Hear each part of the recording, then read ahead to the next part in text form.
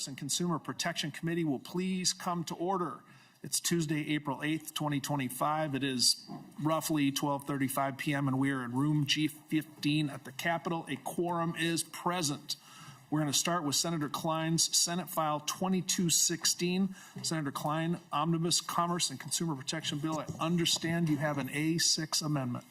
Mr. Chair, I offer the A6 author's amendment. Senator Klein offers the A6 amendment. Members, any questions for Senator Klein before we put the amendment on? Seeing none, all in favor of adopting the A6 amendment, please say aye. Aye. All opposed, say nay. The motion prevails. The amendment is adopted. Senator Klein, to your bill as amended.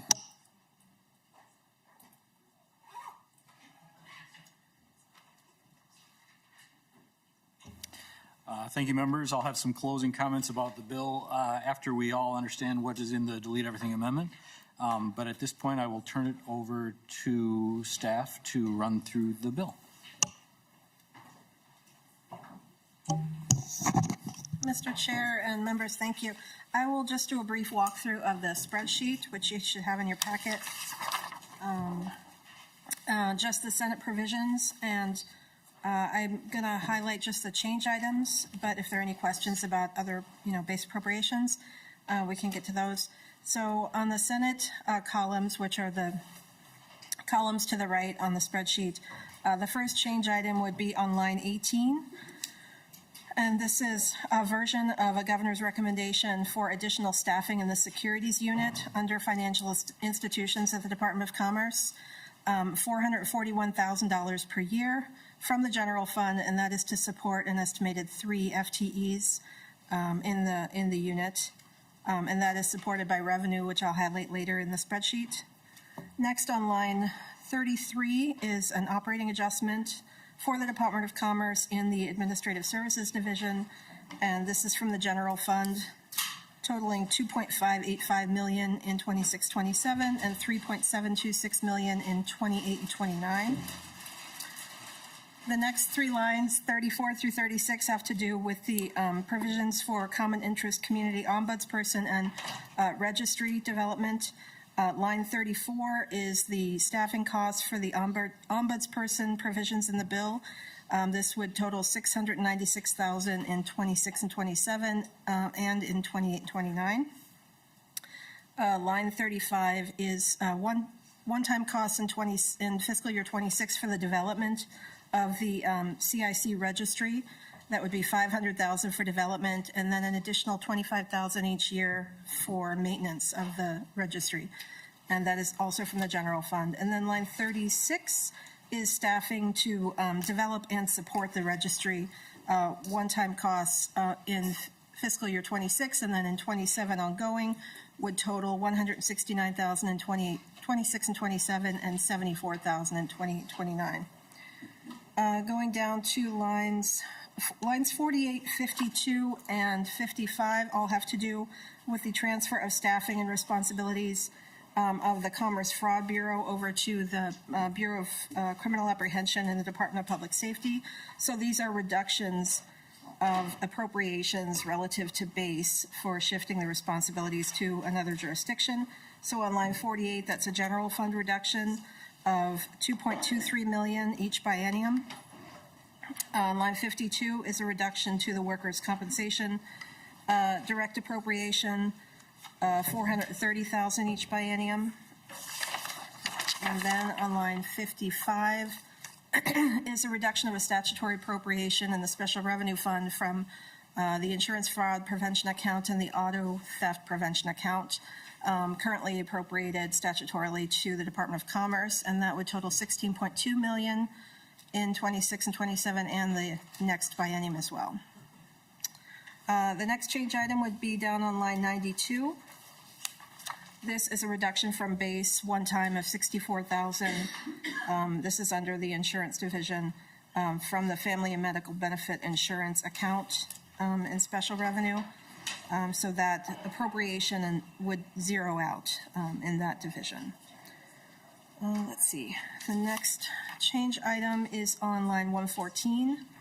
This is a statutory appropriation from a new fee, which down below in the revenue I'll show you as well. This is a governor's recommendation for electric vehicle supply equipment testing and inspection, supported by fee revenue and a special revenue account of $188,000 in 26 and 27, and then $619,000 in the next biennium. And then moving down to the Office of Cannabis Management, there is one change item on line 129, and that is an operating adjustment from the general fund of $724,000 in 26-27 and $1.142 million in 28-29. And then several revenues to highlight, starting on line 139. This is a fee increase to the broker-dealer agent transfer fee from $25 to $60, bringing in an additional $441,000 in revenue to the general fund in each year, and that will support the additional staffing noted above. Line 140 is a new fee for the common interest community registration. That would be an annual fee of $55, I believe. That would bring in an estimated $440,000 each year. And that would be appropriated out of the general fund to support the common interest community ombudsperson and the registry maintenance. On line 142 is the revenue for the electric vehicle supply equipment inspection fee for owners of infrastructure, and that would fund the additional testing and inspection staffing on line 114 of the bill. And then I'll just note at the bottom on line 150 is the general fund total, and under that is relative to the target. The general fund target was $1.614 million net in 26-27 and $2.578 million in 28-29, and as you can see, the Senate provisions meet that target. Ms. Siverson.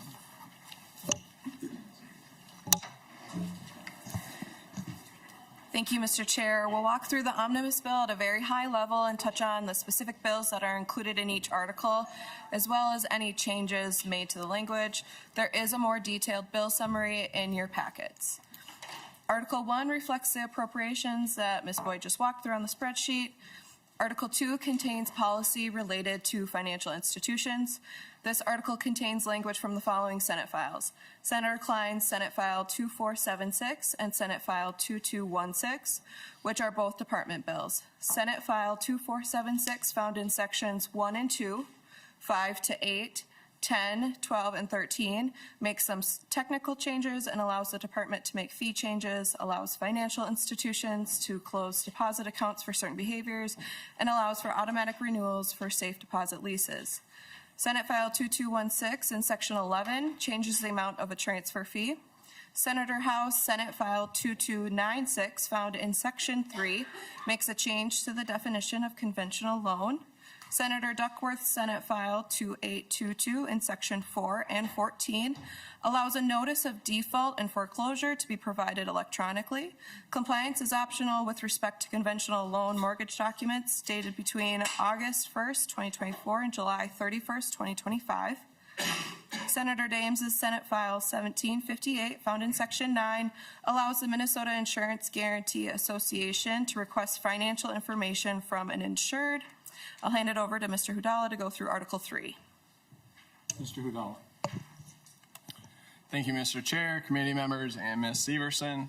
Article 3 contains the provisions that directly relate to health insurance policies. It's entirely comprised of 3 bills, each of which were previously heard in this committee.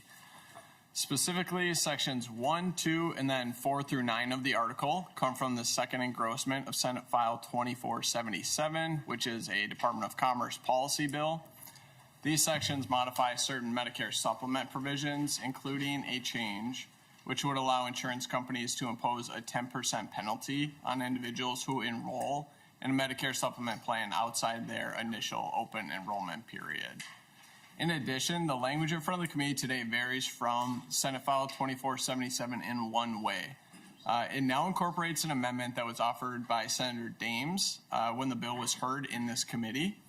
The language of that amendment starts at line 29.12 of the DE, and what it does is to give health carriers flexibility to move enrollees to comparable plans under certain circumstances. And then it also provides required criteria to determine if another plan is such a comparable product. Moving on, section 3 of Article 3, that starts at line 21.26 of the amendment. This comes from the first engrossment of Senate File 2457, which is also a Department of Commerce policy bill. It adds a new section of law which provides terms, definitions, and guardrails for the provision of a new classification of insurance deemed limited long-term care insurance. These insurance policies would generally include a limited benefit set and have lower premiums than traditional long-term care insurance. And then finally, for Article 3, sections 10 to 14 are drawn from the second engrossment of SF 1407, which is Senator Mann's bill to modify the evaluation process for mandated health benefit proposals in section 62J.26. The language narrows the set of legislative proposals which would fall within the definition of a mandated health benefit proposal. It requires the Commissioner of Commerce to develop forms used in the eval process, and also clarifies that mandates remain effective even if certain procedural steps were not followed. And then I'll briefly describe one component of Article 4. That article relates to general insurance matters as compared to those provisions in Article 3, which are specific to health insurance, before I hand the bill explanation back to Ms. Severson. Specifically, Article 4, which begins on line 35.24, includes in sections 4 to 27 and section 32. Those sections of Article 4 are from the first engrossment of the Department of Commerce's policy bill, Senate File 2794. That bill modifies Chapter 60D, which governs insurance holding company systems, to codify model language proposed by the National Association of Insurance Commissioners. The new language provides for group capital and liquidity stress testing for insurance plans and holding company systems, and incorporates conforming language throughout Chapter 60D. This testing is necessary to maintain state accreditation by NAIC. Ms. Severson. Thank you, Mr. Chair. The rest of Article 4 contains the following Senate files. Senator Klein, Senate File 2457, the first engrossment, is a Department of Commerce bill and can be found in sections 1 to 3. These sections allow for the Commissioner of Commerce to issue data calls and addresses the handling of information provided during those data calls.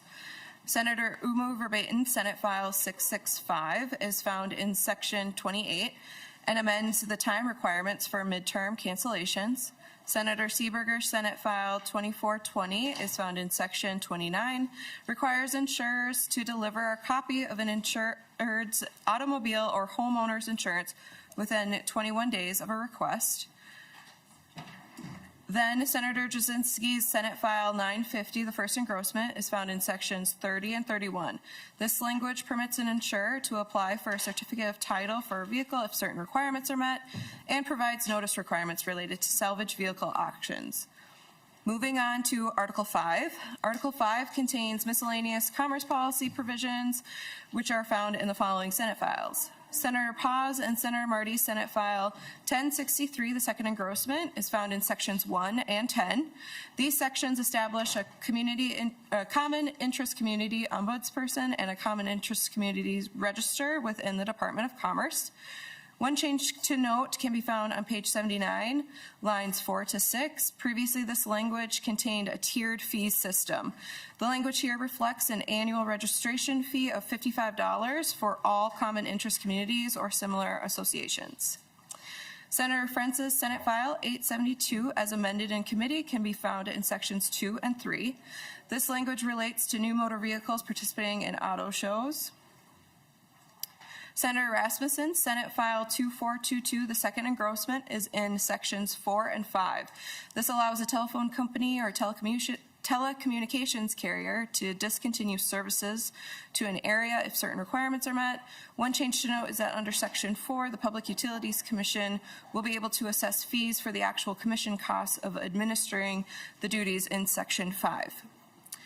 Senator Klein, Senate File 2216, which again is a Department of Commerce bill, establishes policy related to retail electric vehicle supply equipment. Senator Duckworth's Senate File 1215, as amended in committee, is in Section 7 and prohibits the sale of nitrous oxide. Next, we have Senator Umu Verbatim, Senate File 1910, as amended in committee with some additional language. It's found in Section 8. The language found here requires a place of entertainment to provide attendees who have a ticket to the place of entertainment access to potable water. There's now an exception for exhibits, galleries, or presentation spaces that already prohibit beverages. They are not required to allow water into the exhibit, gallery, or presentation space.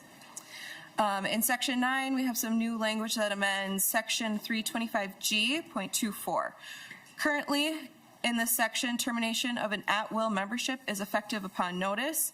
This new language makes termination effective no later than 31 days from the notice of termination. Next, we have Article 6, which contains the cannabis finance policy that was in Senate File 2216. These 3 sections contain language related to social equity application requirements, cannabis testing facilities, and reporting loss of accreditation. Finally, we have Article 7, which contains Senator Draheim, Senate File 826, the first engrossment, as well as several new sections of language. Section 1 excludes several vehicles made for children from the definition of juvenile product.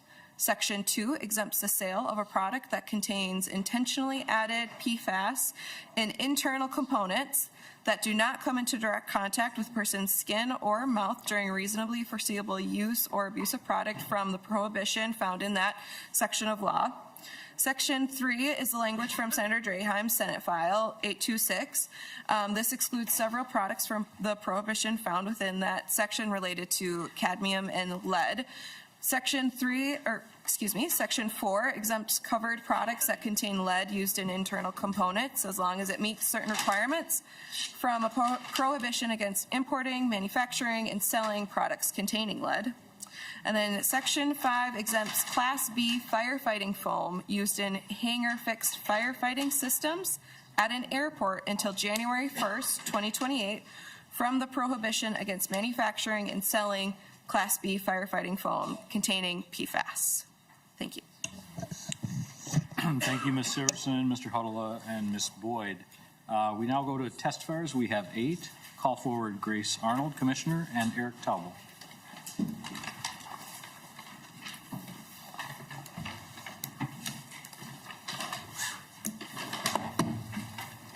Welcome to the committee, Commissioner. Please introduce yourself and go ahead. Good afternoon, Chair Klein, members of the committee. My name is Grace Arnold, and I am the Commissioner of the Minnesota Department of Commerce. I'm here to testify on Senate File 2216. With a challenging budget forecast and significant uncertainty at the federal level, we really appreciate the need for tough choices and limited spending in this budget.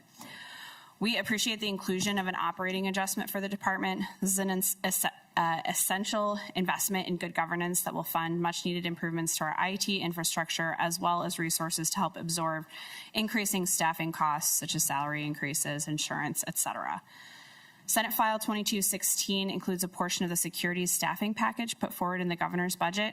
Consumers across the country reported losing more money to investment scams, $5.7 billion across the country, than any other category in 2024.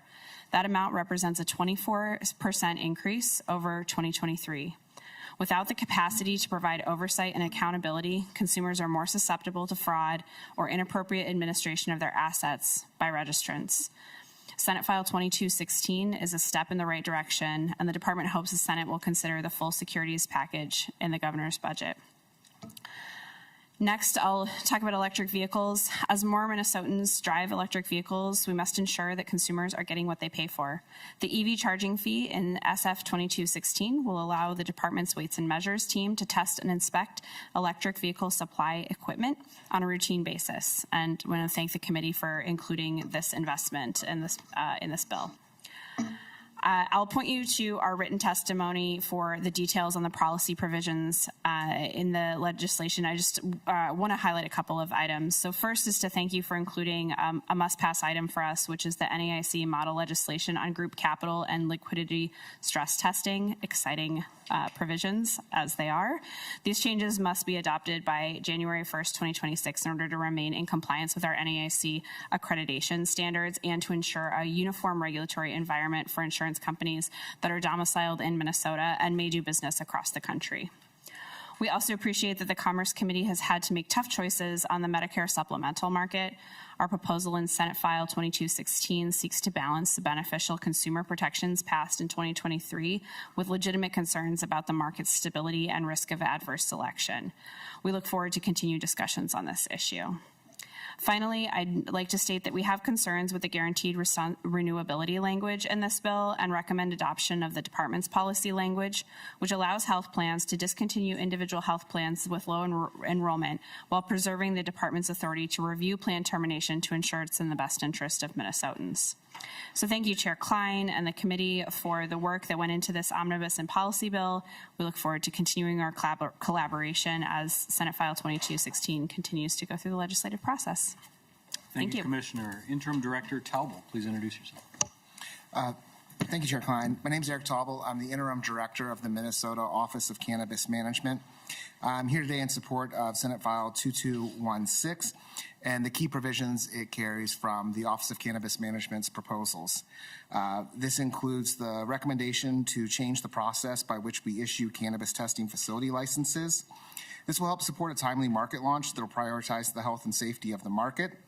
The proposal will also ensure that we alleviate any potential bottlenecks in testing of product by making access to the testing market more accessible for new entrants. Additionally, the minor clarifying language to the social equity criteria that includes provisions that allow persons who have either had a stay of adjudication related to a cannabis offense or a juvenile delinquency determination will ensure that we have a broader base of social equity applicants in future rounds for licensure.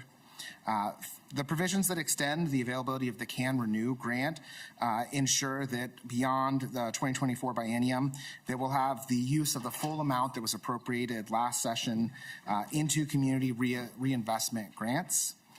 Finally, the support for OCM's operating budget requests will help cover expected growth and cost of employee compensation, insurance, rents, IT services, and other operating costs. This, coupled with the carry-forward authority included in the governor's state government budget recommendation, will ensure that OCM is able to continue to offer the same level of support to Minnesotans in future years. We look forward to continuing working with the Senate, and thank you for the inclusion of these key measures in your bill. Thank you, Interim Director. Call forward Bentley Graves and Ivana Stark.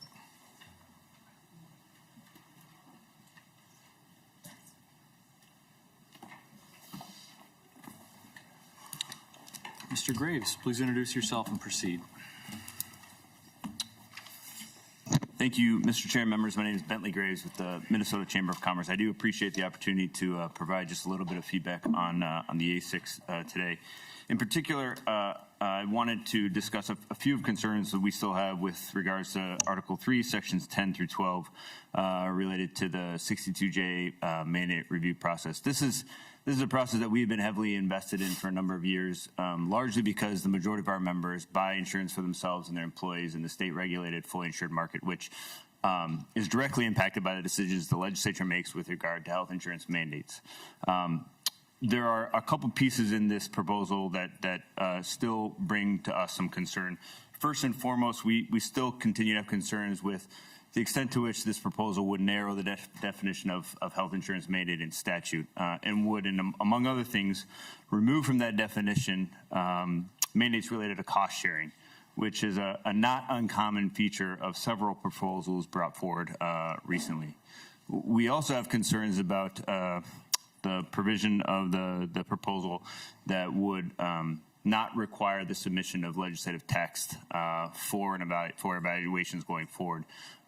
It is sometimes difficult in these evaluations to nail down completely the impact with regard to cost and benefit for these proposals, but that job will be made even harder if those evaluations are required to go forward without any kind of legislative text to ground them. And then finally, with regard to the provision of the proposal that seeks to address the issue of new legislators coming in who have missed the deadline of submission in August when they weren't seated, we think there may be ways to ensure that as those retrospective reviews are done after they're passed, that there's time allotted to ensure folks fully understand and can unpack the the implications of these mandates before they take effect. This is, as I said before, a process that we are heavily invested in. It is a process that has enjoyed bipartisan, bicameral support since its inception. And our hope is that going forward, if and as changes are contemplated or made, that they would be done in a way that maintains that level of support. We maintain our willingness to continue work on this, Mr. Chair. Thank you for the opportunity to provide that feedback. Thank you, Mr. Graves. Ms. Stark, please introduce yourself. Chair Klein and members of the committee, I'm Ivana Stark, State Director of Clean Water Action Minnesota. I'm here on behalf of our tens of thousands of Minnesota members to ensure that our water is drinkable, fishable, swimmable, and we are grateful for your work pulling together an omnibus bill. It is no small feat. I'd like to speak to Article 7 specifically. Creating an exemption for a specific product or industry related to PFAS moves us backwards and away from our goal of reducing exposure to toxic PFAS for Minnesota families. This ATV carve-out is redundant and unnecessary because the MPCA recommendation language addresses the PFAS components in ATVs via internal components and electronics. The current language gives a lifetime exemption for ATVs. This means there's no timeline for them to remove PFAS from their products. There's no incentive to make these items safer and less toxic. Also, we ask that you list 2032 as the implementation date for the internal and electronic components portion. Right now, it's an all-out exemption rather than delayed implementation.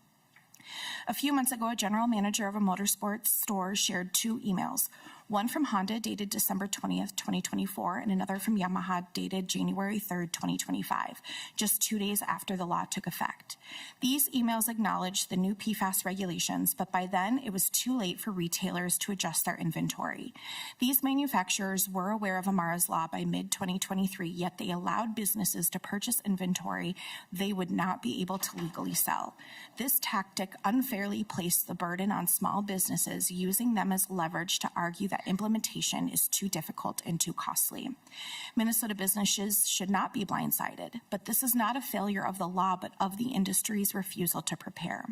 Amara's law was passed because Minnesota knows firsthand the toxic impacts PFAS has on our health and environment.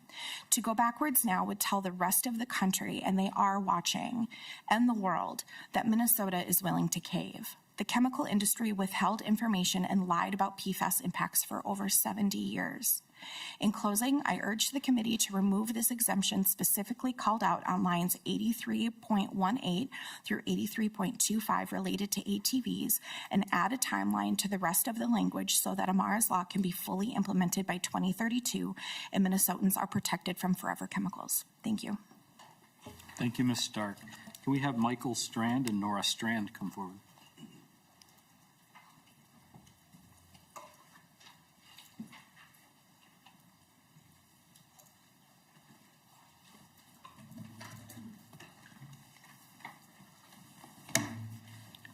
Welcome to the committee. Both of you, please introduce yourselves in whatever order you want and go ahead. Thank you, Mr. Chair and members of the committee. My name is Michael Strandy, and I am the father of Amara Strandy. As you know, the law that some are seeking to weaken was named after my daughter, Amara.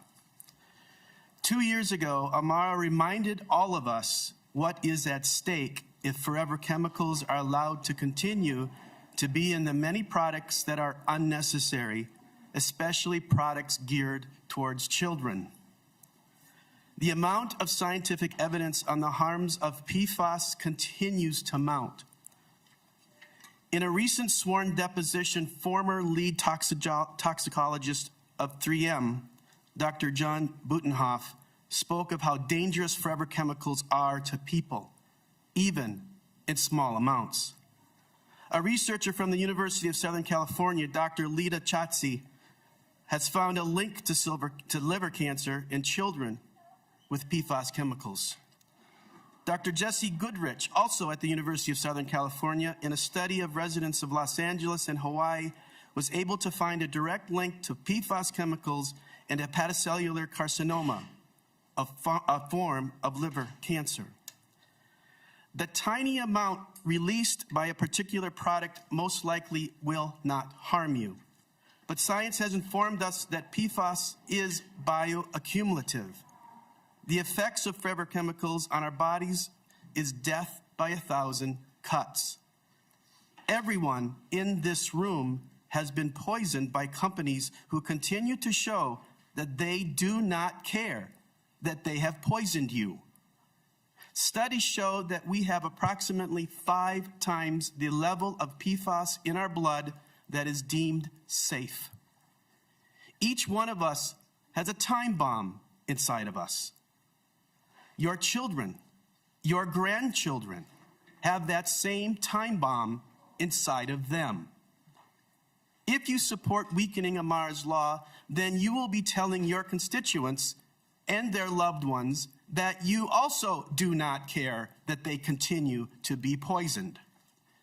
Do not allow others to pressure you in voting on the wrong side of this issue. What we need more than anything in our world are men and women of integrity. Men and women who will stand up and do what is right, who outwardly show care and compassion to their fellow Minnesotans. If you vote to weaken Amar's law, will you be able to look into the faces of the many kids from Tartan High School who've been diagnosed with cancer over the past 20 years? Amara came here 2 years ago. At that time, there were no laws to protect her from the poison that is now in us all. She wanted to ensure there will be laws to protect others in her community. We now have such a law in Amar's law. I ask you to vote no for any change to Amar's law that will put the people of Minnesota at further risk from forever chemicals. Thank you. Thank you, Mr. Strandy. Ms. Strandy, please introduce yourself. Mr. Chair, members of the committee, I am Nora Strandy, younger sister of Amara Strandy. 2 years ago, my sister used what was left of her voice to urge you all to vote for the country's toughest law on PFAS. In 6 days, it will be the 2nd anniversary of her death, and in 8 days, she would have turned 23. Amara never saw the age of 21, as she died 2 days before. The people that have designed and pushed forward the exemptions to ATVs in Amara's law are the very same people that Amara fought so hard against in the months leading up to her death. The forever chemicals that poisoned her will remain in her ashes for decades. The PFAS that was once in her blood will continue to outlive her in her own grave. She is not here today. Her voice will never fill this room again. Over the past 2 years, you have all heard countless stories of fellow Minnesotans on the East Metro PFAS plume who have fallen ill. I know you've heard Amara's story dozens of times. Americans can't afford to lose their lives anymore. Americans are dying at the hands of greedy corporations for the sake of profits. America and Minnesota are crying for your help. To quote Senator Cory Booker, quote, if America hasn't broken your heart, then you don't love her enough, end quote. If the suffering of the Americans who voted you into office is not enough for you to vote against the greed that fuels these amendments, then you do not love America enough. I hope that as public servants, you all have the sense to vote for Amara, to vote for health, and to vote for Minnesota. Thank you, and I encourage you to vote against any changes to Amara's law and accept only the MPCA's recommendations. And Mr. Chair, if I'm able, I'd like to yield any time that I may have left to Natalie Waters. She just found out about this hearing this morning, and she would love to testify if we have the time for that. So thank you. Thank you, Strandy family. We'll get through our listed testifiers and then see if she's available. Can Mr. Joel Carlson come forward? Thank you.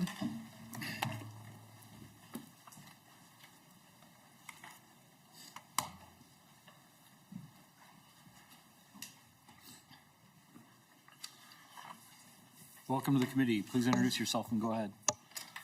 Good afternoon, Mr. Chair and members. Joel Carlson. I own the legal research and government affairs business here in St. Paul, and I'm here on behalf of the law firm of Greenstein and Sellers, and I want to talk specifically about Article 5, Sections 1 and 10 relative to the CIC Ombudsman and the CIC Registry, although I was also asked, Mr. Chairman, the water bill's in Article 5 as well, and we ended up in a good place on that. So in case the committee is interested. Mr. Chairman and members, the law firm that I'm working with represents homeowners and homeowner associations.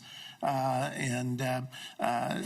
think it's generally agreed that an ombudsman person in the CIC space is a good thing. I have a couple comments about the specific language of the bill that I would like you to consider. The two versions, I know we don't talk about the other body, but the two versions are pretty different.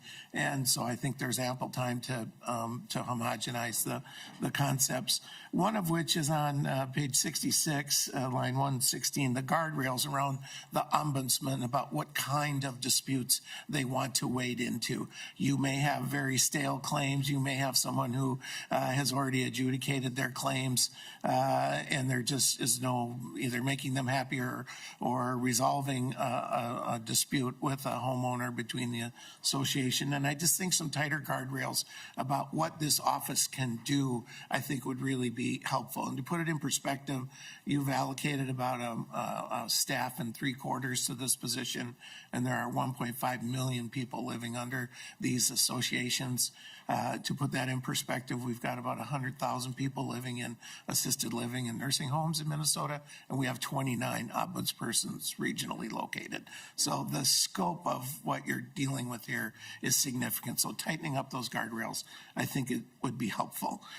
You also, on 66.23, it is totally contingent upon the unit owner whether or not they want to engage in this process with the homeowner, and there's no consent or requirement on the association's part. I think there should be some mutuality there if this is a dispute that can be resolved.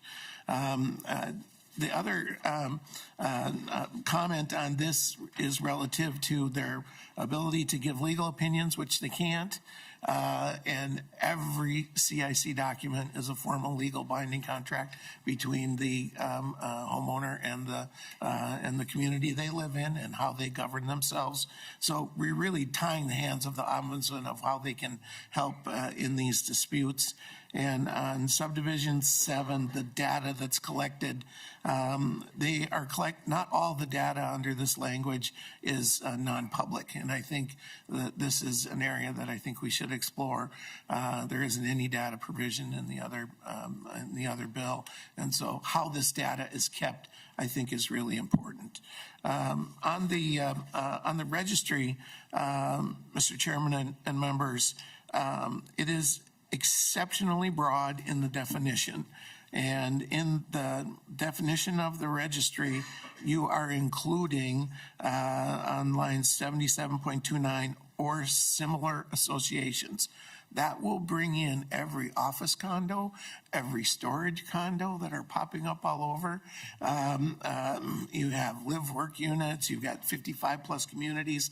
I think you're really trying to get at residential CICs, and I think we might want to try and limit the registry to that and not pull in every single common interest property that is out there that or similar association is listed several points in the in this section.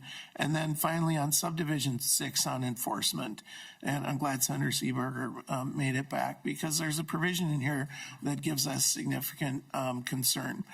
Not registering for this group is deemed an unlawful business practice, a heavy tool under 325F, and it is enforceable by the Attorney General and the Private Attorney General statute, which then includes a fee shifting provision for any private attorney to take a case where someone a volunteer serving on one of these boards hasn't filled out the paperwork.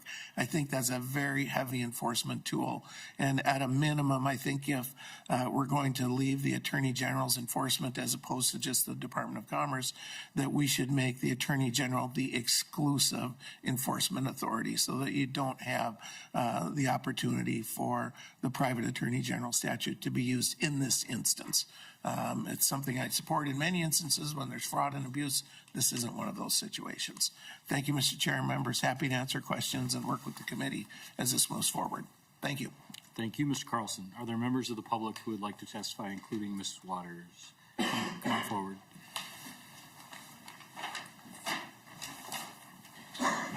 Welcome to the committee. Please introduce yourself and proceed. Hello, chairs and members of the committee. My name is Natalie Waters. I am a Minnesota resident, friend of the Strandy family, an alum of Tartan High School, and an advocate for the well-being of all Minnesotans. As Ivana from Clean Water Action said, Article 7 of this omnibus bill is redundant and dangerous. Today, April 8th, is in the middle of the 2 weeks that are hardest for me. April 1st, 2023 was the last time I saw Amara, the last time I hugged her, the last time I told her I loved her and heard it back. Now, I love you, Amara. Silence. She died on April 14th, 2023. I've only now started to feel ready to get back to life. But now Amara's law is under siege. I have started to carry a bear made of her clothes so I can try to cope with not getting enough time with my friend. This is my reality. I am not the only one who suffers like this. It could be your loved ones next. I don't wish this grief on anyone. Please only use the MPCA language in this bill. Protect Amara's law. Protect your loved ones, and protect all Minnesotans with them. Thank you. Thank you, Ms. Waters. Any other members of the public?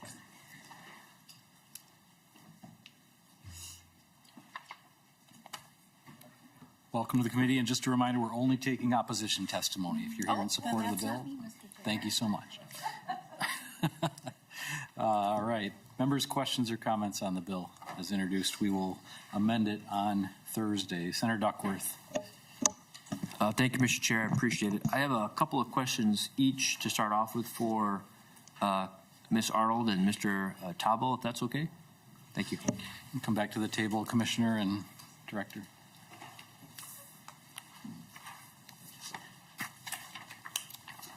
Senator Duckworth. Thank you, Mr. Chair. Commissioner Arnold, I'll start with you if that's all right. In referencing your letter, and I think you talked about this in your testimony in regard to Senate File 1407, you talked about some lines that the department would prefer to be removed. Could you just elaborate on that a little bit more and explain to us what that issue is, just so I have a better understanding about it? Commissioner. Chair Klein, Senator Duckworth, can you Yep, I can give you the topic? exact lines. Yep. Sorry, I don't have. That's okay. I'll read the provision from your letter. It says, we appreciate the intent to increase transparency around 62J benefits. However, having bill language is necessary for the department to understand the scope of the proposed benefit mandate in order to provide the legislature with the information required by statute. We request that the added language on 34.23 through 34.24 be removed. I can read those lines for you if that would be helpful. No, Senator Duckworth and Chair Klein, thank you. I'm tracking now. Yeah, so I think Mr. Graves alluded to this as well in his testimony. Having bill language is really important to making sure that we get the 62J reports accurate. The language, as you all know, because you do this every day, really matters when it comes to a benefit.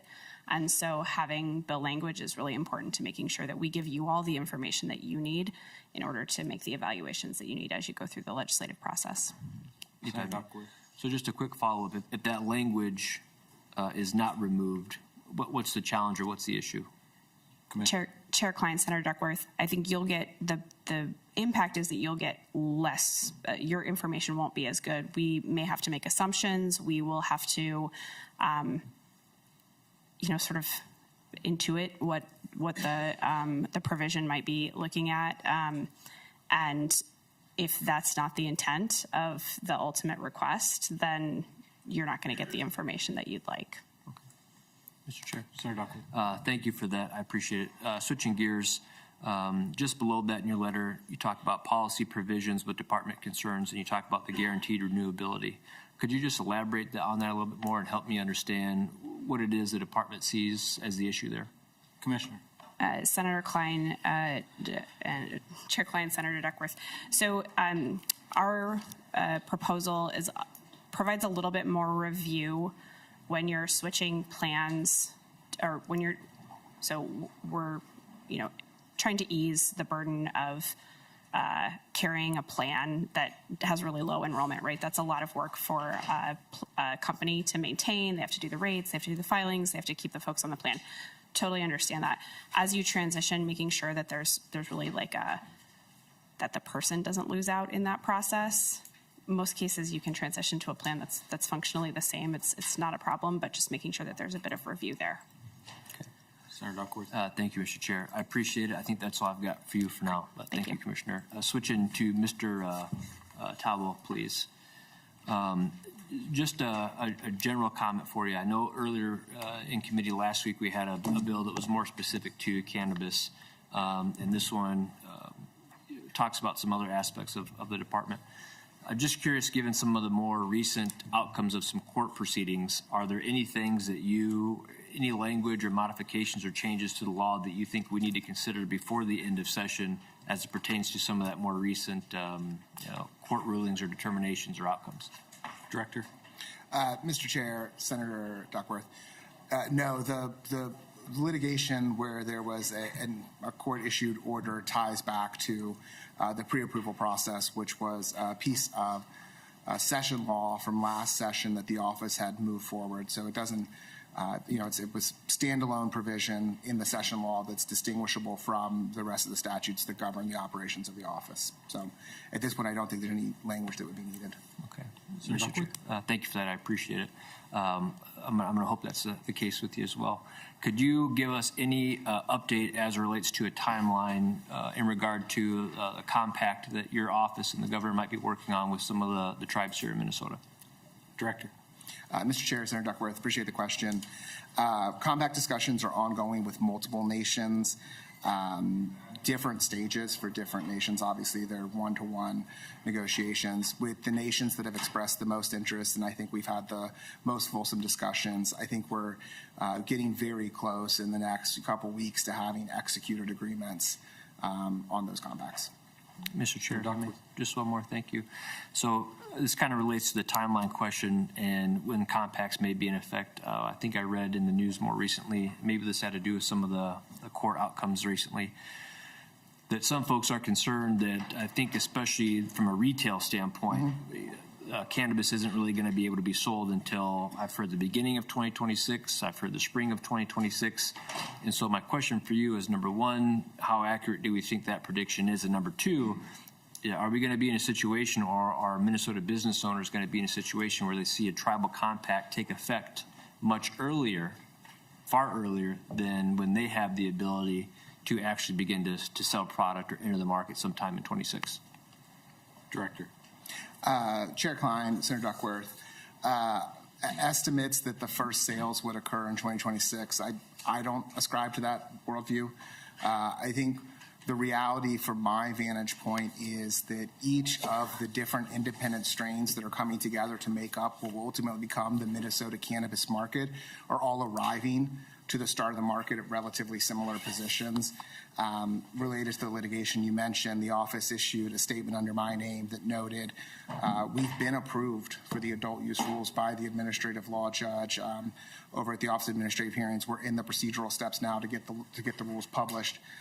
We've often talked, both myself and my predecessor, Charlene Briner, that the gateway to market launch is the adoption of adult use cannabis rules. With that imminent, and with over 1,000 qualified applicants identified through our license review process, we stand ready to start, the process of licensing adult use businesses and new medical businesses relatively soon. I will say we're at the point now where the work of the office has really started to wrap up, and it'll now be the work of individual qualified applicants to take the necessary steps to move from qualified applicant to preliminary approved, ultimately to a license holder where they can grow, manufacture, and sell cannabis and cannabis products. Thank you. I appreciate that. I would just say, we're looking to wrap up session here, hopefully soon, hopefully by mid to late May. And I know that your department in particular, there's a lot of fluctuation. If there's stuff that needs to get done in May, before the end of May, please let us know so that we don't get stuck, waiting until next session to try to provide some relief or tweaks or modification if it is needed. If I may, Mr. Chair, just have a couple more questions about the spreadsheet. So in looking at page 1 of the spreadsheet, lines 48 and 52 talk about change items from the Commerce Fraud Bureau transferred to the BCA. And so I'm just looking for clarity that those reductions aren't necessarily overall reductions to the state budget. Those are just getting shifted to another place. Is that correct? At this point. Mr. Chair and Senator Duckworth, that's correct. Those same amounts will be picked up in the Judiciary and Public Safety jurisdiction for that shift over to BCA. I appreciate that. Thank you. And then, Mr. Chair, one more related to the spreadsheet. This would be related to line 139, change item broker dealer agent transfer fee increase. Is this related to the language in lines 20.21 to 20.25 where it talks about premium increases in recognition of late enrollment or re-enrollment? Can anybody let me know if those two are tied together?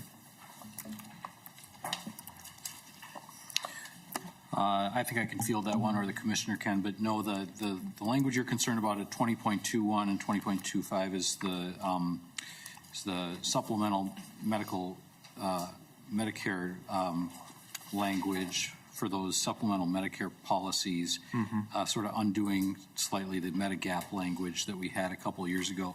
The broker dealer fee is at 16.8 in the delete everything. And that's a fee increase requested by the governor's budget, essentially to regulate and cut down on abuses by financial brokers who may misrepresent products to their clients, adding an additional 3 FTEs to that program. So. If I may, Mr. Chair. So I appreciate that clarification. Are you talking about line 16.15 where it increases the fee from 25 to 60? Correct. Okay, so a follow-up to that would be, I noticed in the governor's proposal, he's got different numbers than what the Senate bill's number is. So does this bill propose a lesser fee than he was proposing, or does anybody know why there might be a difference in the number of additional revenue that he thought it would generate versus what this bill is generating? I can field that as the author. Yes, the governor's proposal had a number of, not only the increased fee on that aspect of broker dealers, but a number of new fees on that industry, and we opted for temperance and cut them down a little bit. So although I'm not in favor of any fees, I do appreciate and commend you for reducing them, I suppose. So, and I thank you for that clarification. Mr. Chair, just a couple comments, and one last question for you would be, I know that, targets are what they are. There are some increases to the state government in this bill. We're adding some folks to it. We're growing it a little bit. We all know that we've got a $6 billion deficit on the horizon, so I just think, especially for the two folks sitting up in the chairs right now, conversations regarding reductions to expenses, and I'll just use the word cuts, are probably something that we should all be thinking about in the not too distant future as well. So as you're managing your respective departments or agencies, part of what and I'm sure my colleagues are going to be asking for or insights into are what ways in which can we reduce those things so that we don't have to have conversations about increasing fees like we just talked about. And then last but not least, Mr. Chair, I think one of the big elephants in the room still is reinsurance. Is that a bill that will be standalone, or can you just let us know what your thoughts are in regard to that and how that might be handled before end of session here? And thank you. Senator Duckworth and committee, yes, reinsurance is something that I co-authored with Lead Dames. It remains an important thing to consider as we approach end of session. It won't be included in this Commerce Omnibus, and I assume will be part of sort of end of session negotiations. We do want to stabilize the individual market. A lot will depend on what happens at the federal level, both with regards to medical assistance funding and also the advanced premium tax credits that Minnesotans currently enjoy. All of those very big influential factors will weigh into what we end up doing with reinsurance. And of course, we have to find a pathway to fund it as well in a season of deficits. So while that is not in this bill, it has not been forgotten, and Chair Dames and I will continue to work on it. Senator Rasmussen. Thank you, Mr. Chair. I had a question for Mr. Tauble. One of the bigger fiscal components in this bill before the committee is the appropriations for Can Renew and the Can Grow revolving loan account. And I was wondering if you could just provide context to the committee on what those dollars will be spent on. Yeah. Director. Mr. Chair, Senator Rasmussen, thank you for the question.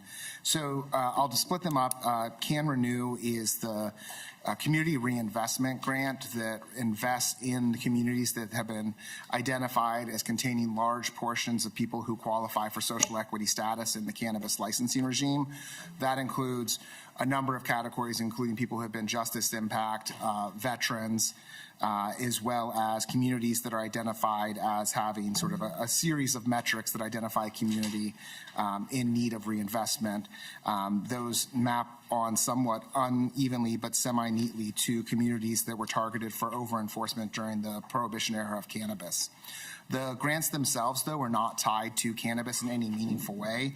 Rather, the grants are really for anything that will serve to create reinvestment in those communities. So it can be things like a job training program. It can be things like there's actually a prioritization of programming around youth to help, maybe do after-school activities, maybe do supports for schools, things like that.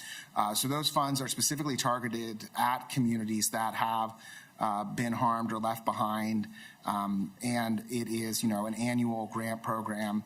We had $1 million on this first biennium, and we got 165 applications, which we're in the process of reviewing those now. So there's great interest in these sort of funds to help these specific communities.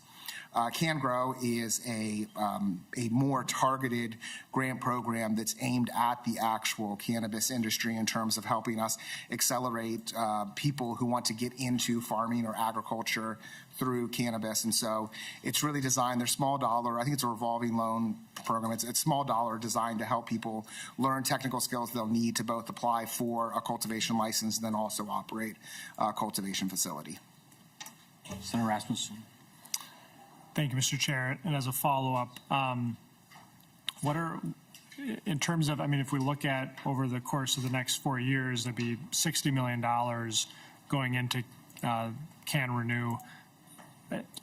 What visibility does the legislature have into how those dollars are spent, or what guidelines does OCM have to stay within? Mm-hmm. It sounds like, number one, it's a lot of money.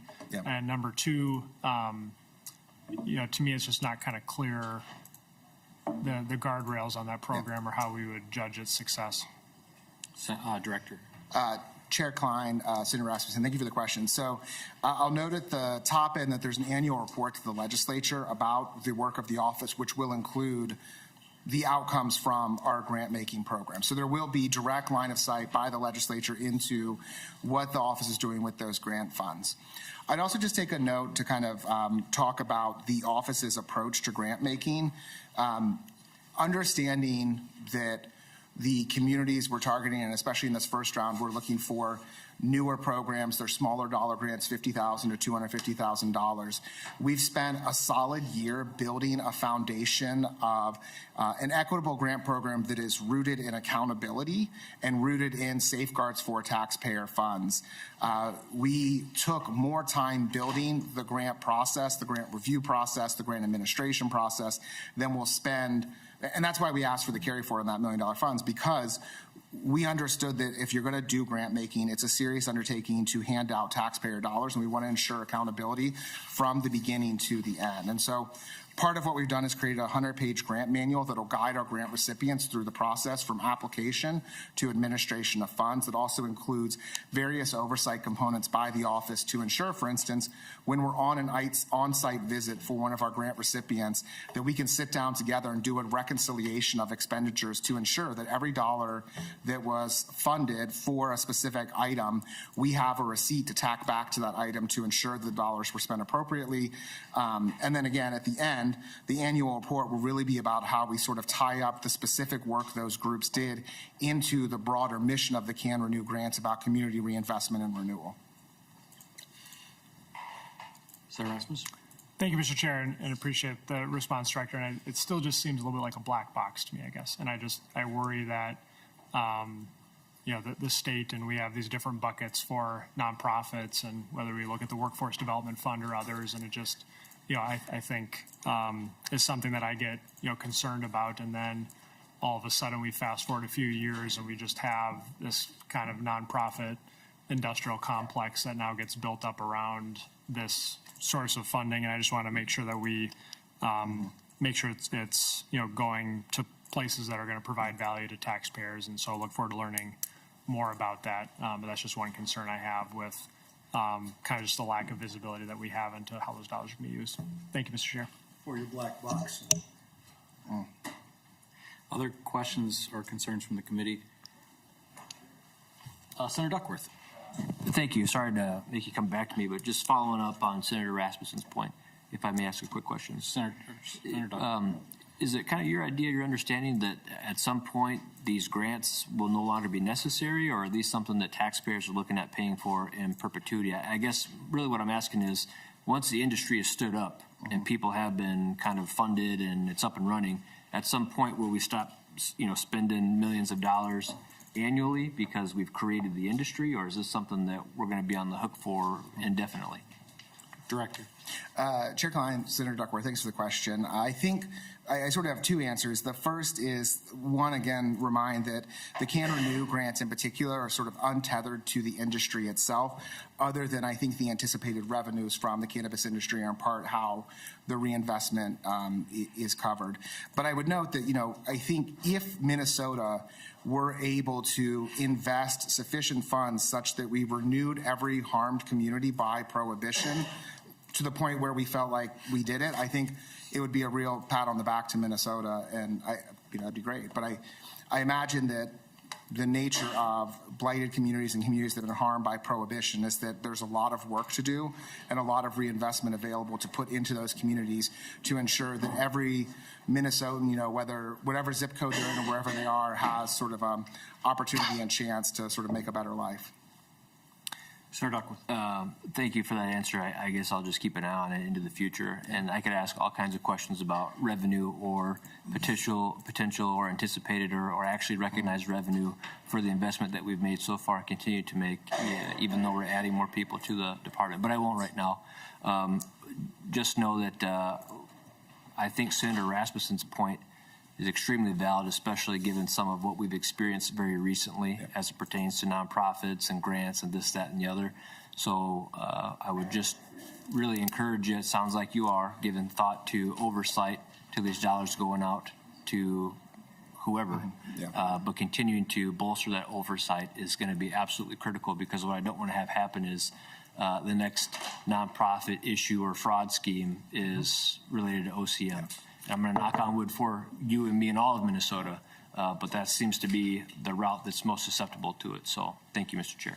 Thank you, Senator Duckworth. Senator Frantz. Thank you, Mr. Chair. I was wondering if we could have Mr. Carlson come back up. I have a quick question, members, on Article 5, Subdivision 5.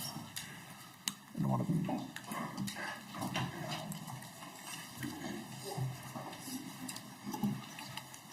Senator Frantz. Thank you, Mr. Chair. Thanks, Mr. Carlson.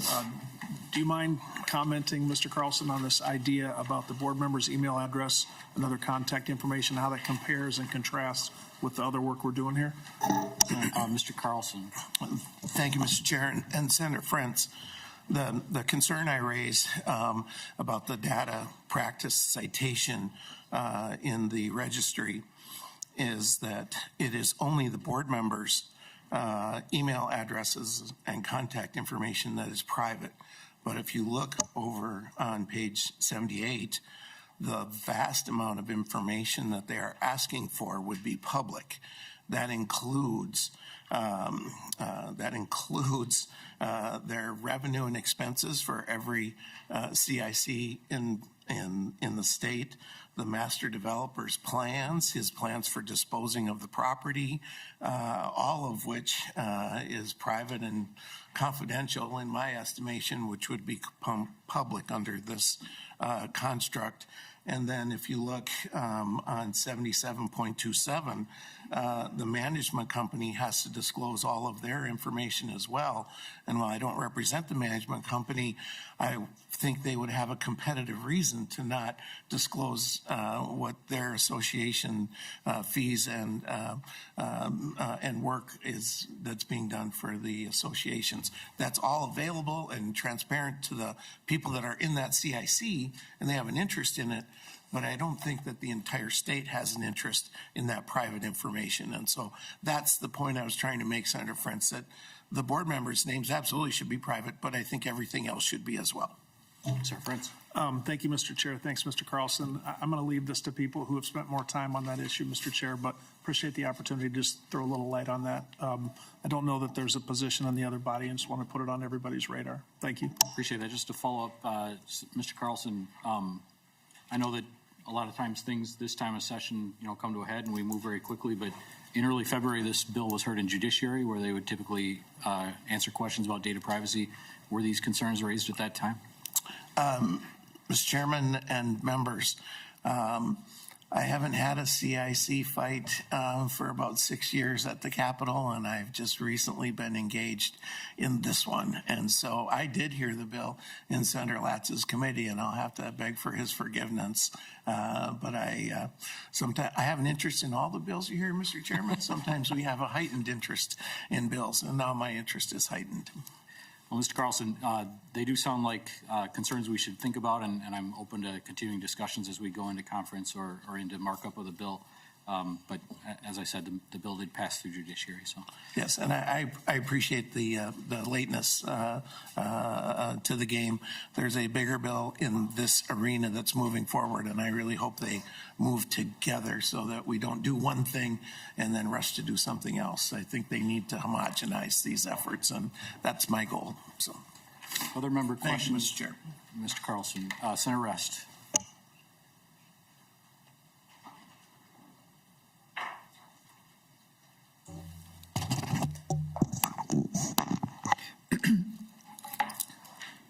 Thank you, Mr. Chairman. I have a question about in the health insurance article dealing with limited long-term care insurance. And my question is, if it is a person purchasing this, will they be eligible for the long-term care insurance tax credit? Mr. Huddle. Thank you, Mr. Chair. Senator Rest, at this moment, I am not entirely sure. I can look into that and get back to the committee. Otherwise, I don't know if the department would have insight into that. Mr. Chairman, it is has, among some of us, it is an issue that has been proposed by some members on the tax committee to increase it, double it from $100 to $200 a year, and from others to eliminate it entirely. And I'm just curious, because of the kind of information you have to provide and the total that you need to indicate you've spent on it, will there be any interchange? And I'm also willing to ask the attorneys in SCREFA for the tax committee and for the Department of Revenue, as a matter of fact. Thank you, Senator Rest. Anything to add? Okay. Other member questions or comments? Great. I'll just make a couple comments about the bill as a whole. Thank you, members, for hearing it and for contributing to it significantly. As you'll see, we kept under 100 pages. It's an 88-page bill, trimmed down significantly. Despite that, I'm proud of the work that we do for our continued mission of consumer protection in this committee. And again, the consumer protection initiatives came from both sides of the aisle. Very pleased to have the Duckworth provision regarding nitrous oxide in there. Water events, the ombudsperson for HOAs, and the broker-dealer oversight provisions from the governor. And we continue our work in supporting Minnesota businesses, again with Senator France's bill about auto shows, Senator Rasmussen's bill about telecom, and our policies around electric vehicles. I, like Senator Duckworth, am skeptical of increasing fees, particularly in a time when Minnesota's pocketbooks are being squeezed. we kept 3 fees in there, and I think I can justify all of them. They come from emerging industries and emerging problems for Minnesotans. Electric vehicles need to power up, and we need to regulate those stations and monitor them just in the same fashion we do gas pumps. And this seems to be a comparable fee for an emerging industry to me. Similarly, with HOAs, we learned in committee this year that those are a significant part of the housing market in Minnesota and currently have no oversight whatsoever. Makes sense to me that those organizations would contribute to their oversight and regulation. And then with the emerging problem that we have with financial fraud by broker-dealers, that they would contribute to their own oversight as well. So that's how I justify the 3 fees, but I anticipate a lively debate going forward. And then lastly, to the advocates in the room, friends and family of Amara's Law. Amara's Law, of course, one of our most significant and meaningful accomplishments 2 years ago, supported in a bipartisan way, and an essential step forward in protecting the waters for Minnesotans and protecting us from toxicity that is dispersed by corporations. I take to heart very seriously your concerns about that and your call for us to be sensitive to our constituents. One of the missions of this committee is that when we institute large policies, we go back and reflect how they affect real world phenomena. And if they have overstepped, if they have overreached, if there are industries that are significantly impacted and we can alter our policies to accommodate those industries without harming Minnesotans, we try to do that. And that is the reason for the inclusion of the current provisions regarding PFAS in the current bill. But I, once again, am open to continued discussion about those. And that, members, is the bill. And I thank you very much for your time today. The bill, as amended, will be laid over, and we will see you on Thursday.